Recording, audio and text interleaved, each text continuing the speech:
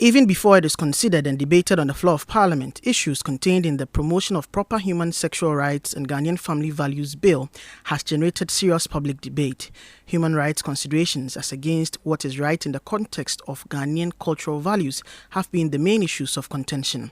Addressing the press in Parliament on Friday, Minority Leader Haruna Idrisu indicated that the minority will insist on a clause-by-clause voting with respect to the provisions of the bill. Every accompanying sentence, we will insist on a vote, including amendment to any provision.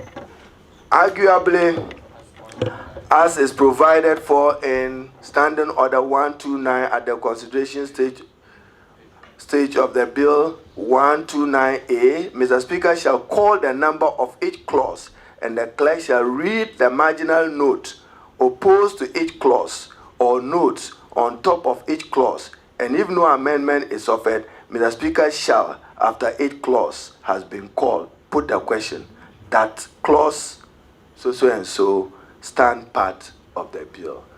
I do not think that the Speaker participates in this process other than being a guardian of the practice and procedure of Parliament, consistent with the 1992 Constitution and the standing orders of Parliament. For those of you who are students of interpretation, one of the most brilliant authors is Cross. Marginal notes are a guide to interpretation, so that you know the specific section which is dealing with the matter.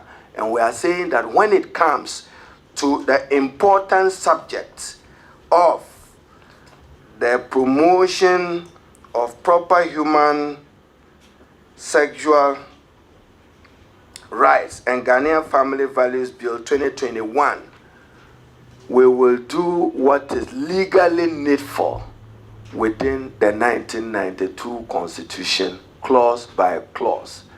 And we want every member of Parliament, I'm not referring just to one side, to get counted and to stand to be counted as reflecting the aspirations of the Ghanaian people.